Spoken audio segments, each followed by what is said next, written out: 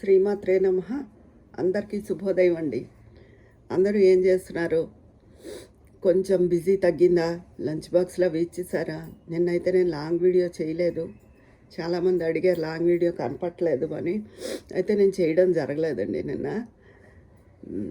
ఈరోజు నేను చెప్పే విషయంలో ముందు నాకు ఎంతో ఆనందాన్ని, సంతోషాన్ని, అంటే అలాంటి వాళ్ళ గురించి చూస్తే ఒక రకం అదృష్టవంతులు అనిపిస్తుంది. నాకు ఈర్ష్యగా అనిపించదు.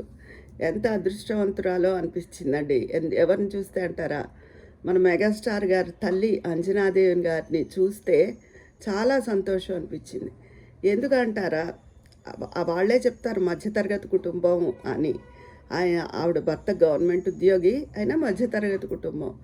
అలాంటిది ఆ కుటుంబంలోంచి మన చిరంజీవి గారు ఎంతో వృద్ధిలోకి వచ్చి కుటుంబాన్ని అంతటినీ కూడా వృద్ధిలోకి తీసుకొచ్చారు. కొంతమంది వాళ్ళు వృద్ధిలోకి వస్తారు కానీ మిగతా వాళ్ళని ఏం పట్టించుకోరు.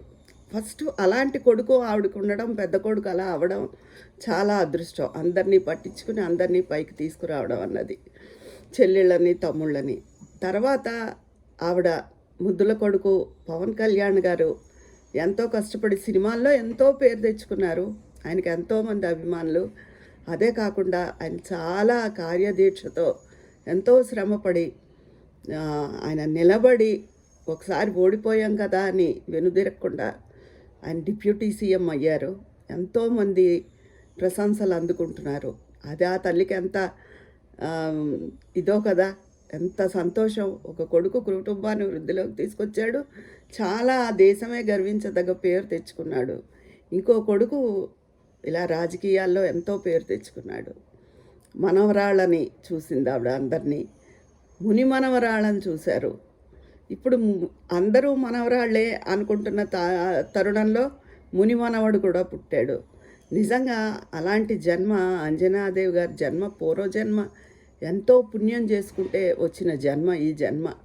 ఆవిడ ఉండి నేటికి అందరినీ చూసుకుంటూ, పైగా చిరంజీవి గారి తల్లికి వండి అమ్మ తిను అని ఆప్యాయంగా పెడుతూ ఉంటారు. ఒక్కొక్కసారి వీడియోస్లో చూస్తూ ఉంటాం కదా. ఎంతో పైగా వాళ్ళు ఏదో చూసామంటే చూసాం కాకుండా తల్లిని ఎంతో ఆపేక్షగా చూసుకుంటారు.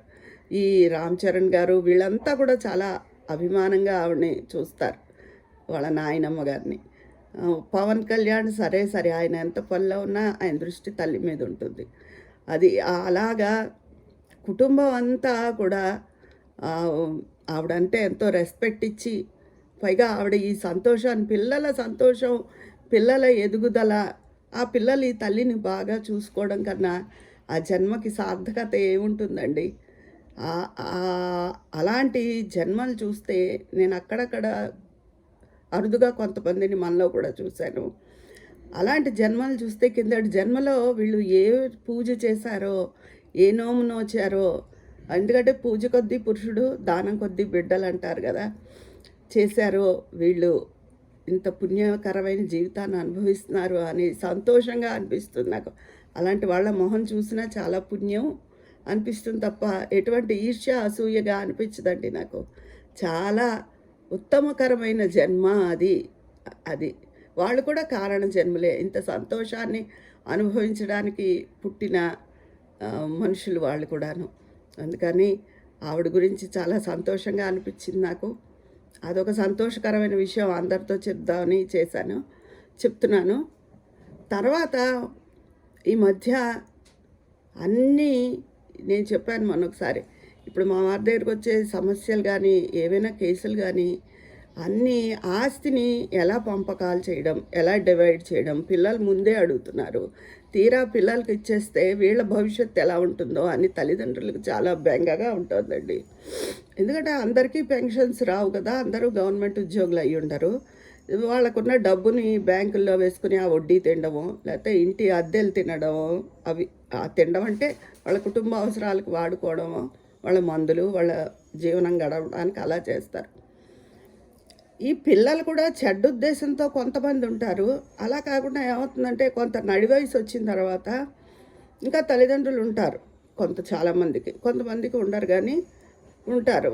ఈ నడి వయసు వచ్చేటప్పటికి పిల్లలకి పెద్ద చదువులు, డాక్టర్ని చేయడమో, ఇంకా ఫారెన్ పంపడమో, ఏదో చదువులు వచ్చి వాళ్ళకి డబ్బు అవసరం వస్తుంది. ఆ పిల్లలు ఎంత మంచి ఉద్యోగం చేసినా అవి వాళ్ళ కుటుంబ అవసరాలకి, ఈఎంఐలకి వాటికే సరిపోతాయి తప్ప లంసంగా ఖర్చు పెట్టడానికి కుదరదు. అప్పుడు ఈ తల్లిదండ్రులను ఆస్తి అడుగుతారు. వాళ్ళకి ఆస్తి రాసిస్తే మన భవిష్యత్తు ఎలాగా అన్న మీమాంసలో ఆ రెండిటి మధ్య పెద్దవాళ్ళు నలిగిపోతున్నారండి. ఎందుకంటే ఆస్తి రాసిచ్చేస్తే ఇవాళ అది అమ్ముకుంటే వీళ్ళ ఆస్తి హక్కును కోల్పోయినట్టే కదా. అప్పుడు వీళ్ళు సరిగ్గా చూస్తారా? ఆస్తి ఉంటే చూసినట్టు, ఆస్తి లేకపోతే చూస్తారంటే మేము చూస్తాం అంటారు. కానీ అది ఆచరణలో ఎంతవరకు అవుతుందో తెలీదు. అందుకని ఈ భయంతో చాలామంది వస్తున్నారండి. ఏం చేయాలి అని. దానికి సమాధానం ఇటు పిల్లల ఖర్చులు పెరిగాయని పిల్లలకి ఇవ్వడమా? లేకపోతే ఆ పిల్లలు వాళ్ళ ఖర్చులనే తగ్గించుకుని ఏదొస్తే వాళ్ళ వాళ్ళ సంపాదన తగ్గ ఏ చదువు వస్తే అదే పిల్లలకి చెప్పుకుని తల్లిదండ్రులు వాళ్ళకు వచ్చిన ఆస్తిని తర్వాత వీళ్ళు వాళ్ళ పిల్లలకి ఇచ్చుకోవాలి. అలా చెయ్యాలి. అంతేగాని కొంచెం పెద్దవాళ్ళైన తల్లిదండ్రులకి బీపీలు, షుగర్లు ఉంటాయి. వాళ్ళని అలా టెన్షన్లో పెట్టేస్తే వాళ్ళ మీద జాలేస్తుంది. నడి వయసు వచ్చిన ఈ పిల్లలకి ఖర్చులుంటాయి అనిపిస్తుంది. అందుకని ఎటు తరపు న్యాయం చెప్పలేకపోతున్నాం. కానీ ముసలివాళ్ళు పెద్దవాళ్ళ జీవితం వెళ్ళడమే కష్టం కాబట్టి, ఎందుకంటే భగవంతుడు ఇది తిరుగుతూ ఉండగా ఎవరి చేత చేయించుకోకుండా అనాయాసంగా వెళ్ళిపోవడం అన్నది చాలా అదృష్టం. చాలామంది చావు అంటే భయపడతారు. కానీ ఒక వయసు వచ్చి బాధ్యతలు తీరాక నా దృష్టిలో చావు అనేది ఒక వరం అండి.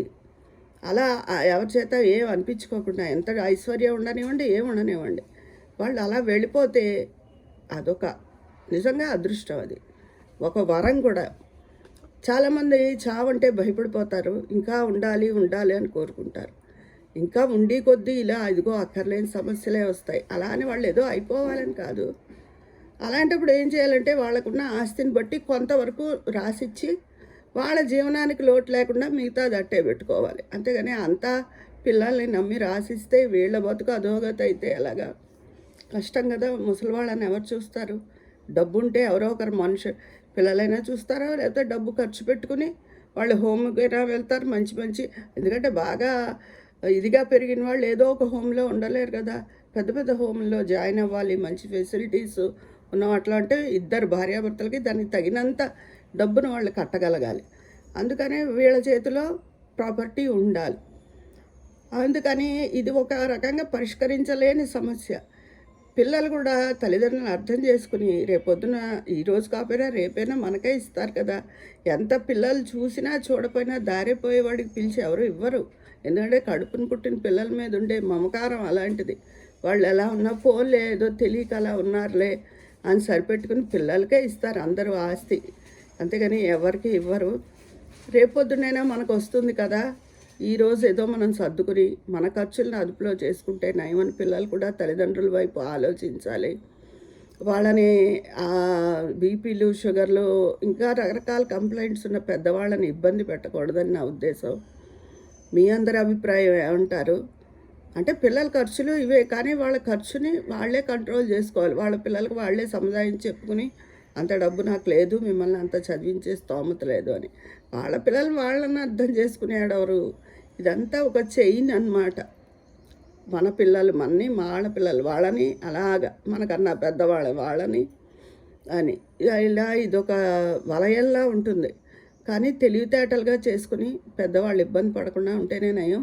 కానీ చాలామంది పెన్షనర్స్ వాళ్ళు తెలివిగానే ఉంటున్నారు. వాళ్ళ చేతుల్లో డబ్బు గ్రిప్ని చాలామంది ఉంచుకుని తెలివిగానే ప్రవర్తిస్తున్నారు. పిల్లల పట్ల కూడా మీరు చూస్తే ఎంత, మీరు చూడపోతే ఎంత అన్న ధీమాగానే ఉంటున్నారు. ఎప్పుడు వాళ్ళకి ఇది వస్తుందంటే ఇద్దరు ఉన్ననాళ్ళు రాదు. ఒక్కళ్ళే ఉండి తిరుగుతున్నంతసేపు రాదు. తిరగలేనప్పుడు అయ్యో మన వాళ్ళ దగ్గర ఉండాలి అని వస్తుంది. లేకపోతే వాళ్ళు చాలా ధీమాగా ఉంటున్నారు ముసలి వాళ్ళు కూడా. ఈ నడి వయసు వాళ్ళు పిల్లలు తెచ్చి ఒత్తిడి, ఈ పెద్దవాళ్ళని చూసే బాధ్యత మధ్య వాళ్ళు నలిగిపోతున్నారు. వీటికి ఇవి అనే పరిష్కారాలు ఏం చెప్పగలుగుతాం. కానీ పెద్దవాళ్ళు వాళ్ళకంటూ కొంత ఆస్తిని ఉంచుకుని మిగతా అది ఇవ్వడం నయం. మొత్తం అంతా వదులుచుకోకుండా. అప్పుడు మీ బతుకు కష్టం కదా. అందుకని ఎవరు చూసినా చూడపోయినా మీ జీవనం గడిచేలా మీకు తగ్గ డబ్బు మీరు ఉంచుకుంటే మంచిది. అందరికీ చెప్పే సలహా అదే. తర్వాత అంజనాదేవి గారు చాలా అదృష్టవంతురాలు, పుణ్యాత్మురాలు.